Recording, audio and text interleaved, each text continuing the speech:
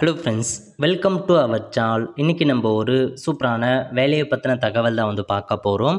அதாவது மாவட்ட குழந்தை பாதுகாப்பு அலுவலருக்கு பாருங்கள், அங்கேருந்து உங்களுக்கான வேலையை இப்போ அறிவிச்சிருக்காங்க. இப்போ அந்த வேலைக்கு யார் யாரெல்லாம் அப்ளை பண்ணலாம், இது தேவையான எலிஜிபிலிட்டி என்ன, இதை பற்றின மொத்த இன்ஃபர்மேஷன் தான் இந்த வீடியோ பார்க்க போகிறோம். இந்த வீடியோ ஸ்கிப் பண்ணாமல் ஃபுல்லாக பாருங்கள். அது மட்டும் அல்ல, இந்த வீடியோ நிறைய பேருக்கு ஷேர் பண்ணுங்கள். ஓகே, அதாவது சென்னை மாவட்ட குழந்தைகள் நலன் மற்றும் சிறப்பு சேவைத்துறை இருக்குது பாருங்கள், அங்கேருந்து உங்களுக்கான வேலைவாய்ப்பு கொடுத்துருக்காங்க. என்னமான பதவி அப்படின்னா தகவல் பகுப்பாளர் அப்படின்ற ஒரு பதவி கொடுத்துருக்காங்க.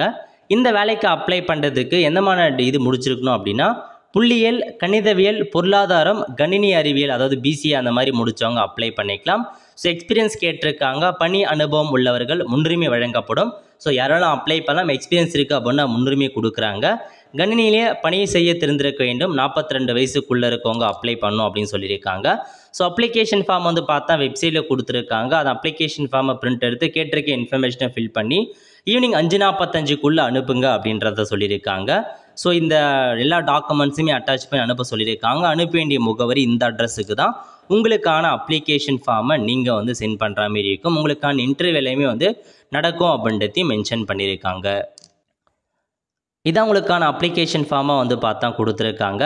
ஸோ செக் பண்ணி பார்த்துக்கோங்க. என்ன போஸ்ட்னா டேட்டா அனலைஸ்க்கான ஒரு போஸ்ட்டு தான். சென்னையில் இருக்கவங்க மட்டும்தான் அப்ளை பண்ணுற மாரி இருக்கும்.